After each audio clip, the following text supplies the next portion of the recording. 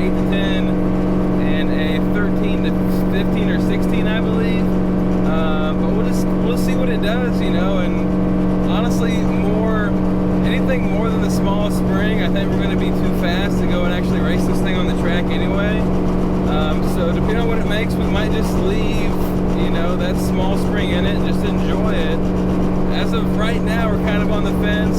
This car is basically on the edge of becoming more of a race car versus more of a street car. The goal of this car was always just a fun weekend car that we go out and enjoy, take the shows, take pictures of, and just enjoy, you know, what the hot rod thing is all about, right? So at this point, not sure if we're going to do a cage. Probably not, because like I said, I really want this thing to remain a full-on street car, and so we'll just see what it makes power-wise. I am getting a really gnarly tunnel vibration. Unfortunately, running a full 4-inch, it does rest against the torque arm mount. So man, it's driving me crazy. We really got to figure something out with that.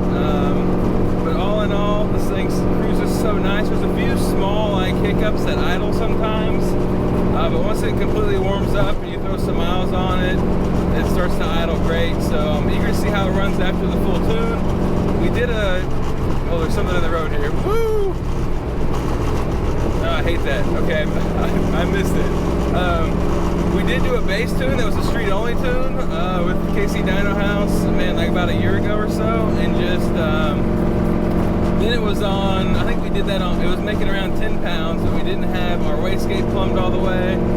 So honestly, we'll just see what it does. You know, I'm eager to get this thing out, put some miles on it, and right now she's cruising good. The alignment, spot on. If you guys watched that video, we scaled it a while back, and oh, found 3 boost leaks, so that should help us a little bit. We fixed those, so we'll see what she makes, and I'm gonna guess mid 400s on 5 pounds. It's a 7875 BTR stage 4 turbo cam, going through an 80E and an 88. So that 88 is gonna, you know, hurt us on some of the power that it can make versus a 12 volt or of course the 10 volt. But we'll see what it does. I mean, it made if I remember right, it made either 379 or 389. Does that sound? I don't know. I'll throw it in the bottom. It just cam only, BTR stage 4 NA cam. It made basically upper 300s through a 60E through the 88 rear end. So I'm expecting mid 400s. If it makes upper 400s, we might just call it, not change springs. I mean, because upper 400s, this thing will more than likely run faster than 1149 at the drag strip. So either way, I know there's a lot of cars now out on the street with no cage that are, you know, making up to 800 horsepower, some even more. I don't know. I feel like I'm at the point in my life, and I'm sure my wife would agree, that it's about enjoying the ride, not just how fast can you make the ride. So I don't know. I don't know what that was. Like I said, this setup has a ton of potential. So I mean, it still has an LS1 in it. Those rods don't like making more than 750 typically. The 80E is built to hold around 850. Once you start trying to make close to 1,000 on an 80E, they don't like it, and it starts getting expensive. A lot of guys go to a 400. So all in all, we'll see. Ryan's gonna get it on the dyno, do his little magic keyboard stuff, and we're gonna make some noise. So we'll see. You know, you always go in hopeful and watch it make, you know, 420 or something small. I don't know, but all I know is yesterday when I fixed the boost leaks, took it out, and of course it's on the 18s with the Nitto 555Rs. Got a little bit of heat in them, and it was extremely hard to hook those things up unless you rolled into the throttle. If you just punched it, man, good luck. So I don't know, we'll see. I'll see you there at Kc Dyno House.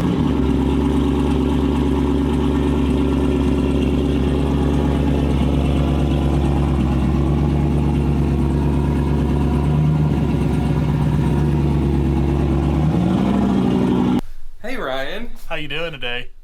Hi. I'm here for the final tune. Has it been a year? Yeah. I still don't have the boost controller. Bass tunes typically don't stay in it that long. And I You still have a boost controller? I don't have the boost controller on it. Okay, so how many pounds of boost are we going to make today? Well, it's on the small springs. Okay. But I brought other springs in case we get feeling froggy. Okay. So 4 to 6 right now. What fuel are we on? E85 tested at E70, so we're sure it doesn't matter. We need more spring. We'll see. We need more can spring. drill and tap the top of the wastegate and just put a screw in there to tighten up the slack. No. So please tell me you still have my paper. 66. I have to find it? I can fill out Okay, a new one. I can probably find one. Okay. All right, no problem. Cool. Let's do this. How many miles you put on it? Like less than 500 since September of 21. I have put more miles than that on the race car that doesn't even see the street. Oh, it's so sad. Yeah, because we get about a mile every time we make a lap. We definitely made more than 500 laps in the last year. We got to change that. That's bad. Well, I guess at least you weren't out there beating it up, right? Yeah, that's true.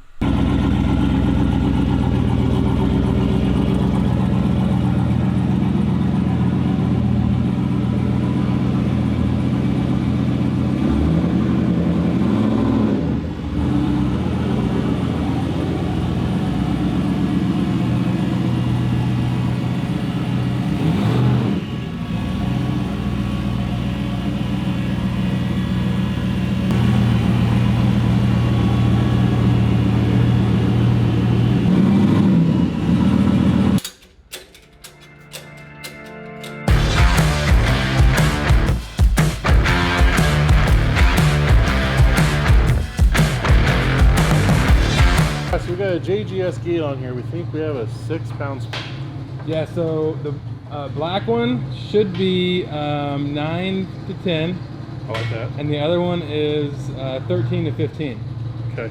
But like I said, I mean, if it makes mid-4s on gate on 4 to 6, with no cage, is it really worth messing around? So I'm curious to see what it makes. If it makes 6 pounds, then yeah, I think we can hit the number pretty easy. On 4, we'll see how efficient it is. Yeah. So I mean, it should be pretty efficient. Yeah. Okay. I mean, it runs really good.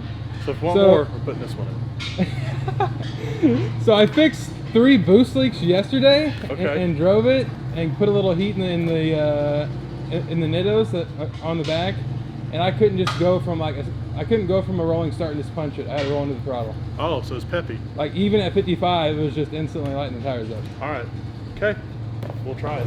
Okay, cool.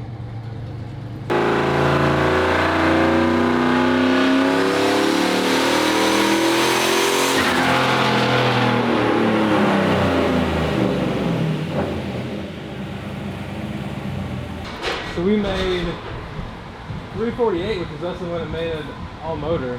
Right, and I do have a lot of timing out. Like I said, I can make Yeah. more power with that, But we're only making 3.5 pounds on that spring. it's better since we got E85. I would put more boost to it than Yeah. that because I mean, my little theory is that if you don't have more than 5.5, 6 pounds of boost, Yeah. you're really not compensating for all the resistance in the turbo kit itself to really start making more power. Okay. So although we could probably make NA or a little bit over NA power Right. with this spring, So it'd probably be like low 400s.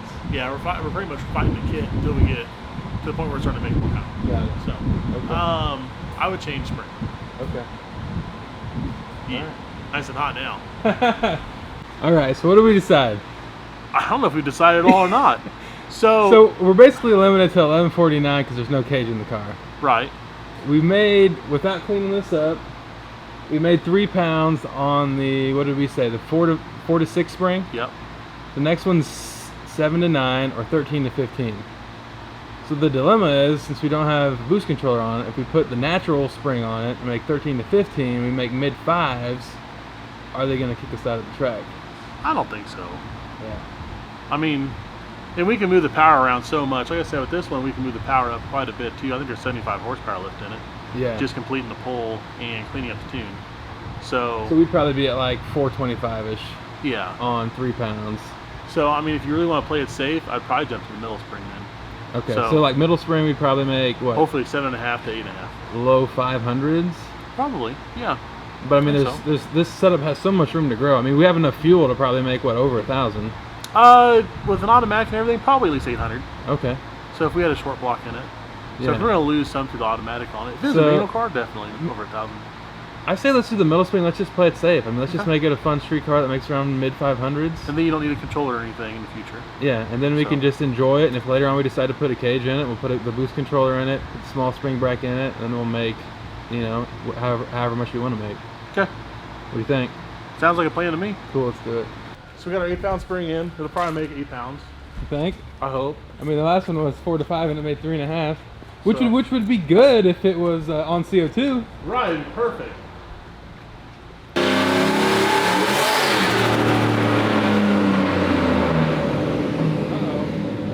Make on that spring. Downshifted, so I didn't get an accurate reading.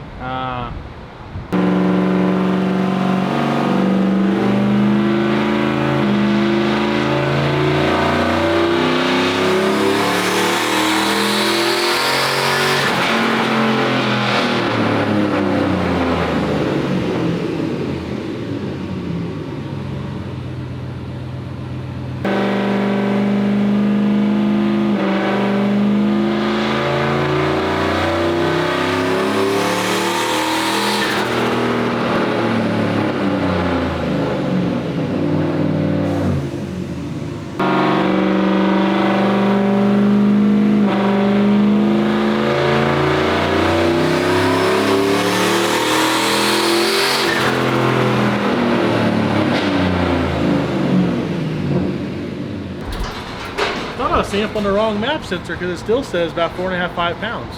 Really? Yeah, I just read it out further. That's weird. So, need to check all your cold side clamps and make sure they're all tight. I already did that. Okay. Yeah, because I had 3 boost leaks, so we tightened them all up. Gotcha. It's still not making more, so we still have a leak somewhere. That's what I'm thinking. Here I am tightening up all the couplings, and to be honest, at this point I am getting extremely nervous because we are running out of time on the dyno. We have a 2-hour slot, and it's just looking like it's not going to happen today.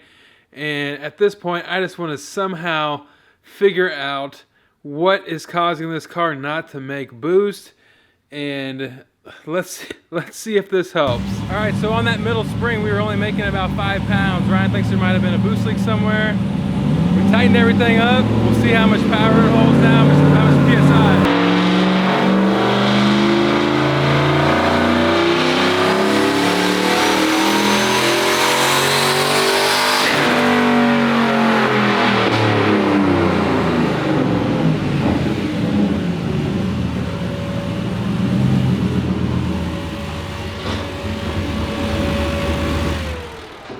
Well, that looks better, 407. Well, I just revved it higher because air fuel is correct. I So still feel like it's hissing. Okay. Like maybe you've got a leak somewhere. What did it make boost wise then? 4.5 pounds. 4.5? Yeah, about 4.5 pounds. You want me to tighten that one side again that I can't get the torque wrench into? Yeah, I was just trying to make sure everything's tight. Okay. But ABS is just really undershoot. So you think we should put the bigger spring in? He might be a spring issue. Maybe. Usually JGS, rule of thumb with them is it needs CO2. Okay. They kind of don't.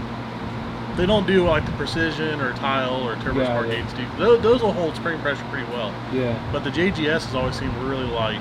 Okay. Yeah, let's try to tighten that clamp. Let's make another pull.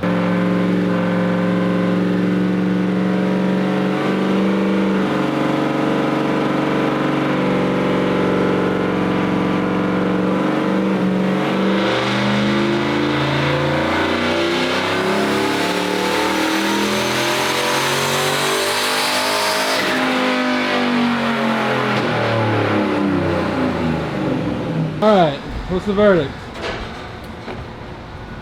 It made the same boost, but I put the timing in it for that boost. What did it make there? 433? 433, So 382. close to 75 horsepower over what I said it would make on that boost with the tune.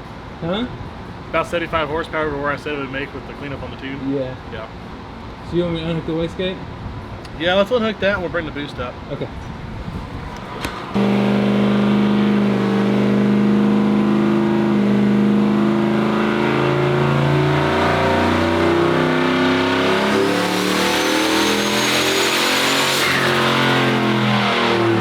once you got to like around 4,000, you started feeling a ton of air gushing out.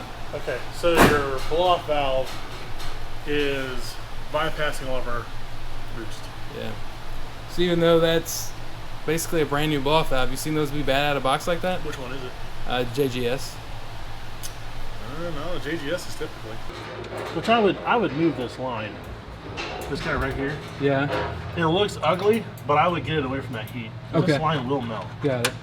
So that's what I don't like about these things. So you're thinking it's a blow-off issue? I think the blow-off valve could be popping open. To me, it feels like we're on the wrong port. Okay. To me, it feels like we're blowing it open like a race gate. So, you've got on the port of boost feedback used only if moving the valve, or blah, blah, blah. Anyways, wrong port. Okay. So, it needs to get moved to the top. So, you do that, we'll make boost. Okay. Well, it wasn't exactly how I thought the day would go. I'm not sure how much I shared with this, but basically there's two different ports that you can hook up the blow-off valve to. We had it on the wrong one. So basically once I started building boost, which was around like, you could really feel it around 3,000 when I put my hand down there. It was just like, it felt like a massive fan, you know, just massive, it was moving massive air. So that's where our boost leak was. We have the wrong port hooked up on the blow-off valve, and that's just a small oversight, and it just sucks that I wasted everyone's time, and I felt really bad. So Ryan, Kc Dyno House team, and especially Andy, who was there waiting to get his Fox body vert on the dyno, man, I'm sorry, man. I'm sorry that it took longer than expected. I appreciate how much time you spent helping me diagnose. We went over all the couplings, torqued everything down. We just couldn't figure it out. Eventually we tracked it. Ryan thought it might be a blow-off valve issue, so I'm disappointed, you know. I felt like a kid the first day of school that forgot his pencils. It's like asking people like, oh man, you got a pencil I can use? I don't got my pencils. So it just, that's kind of,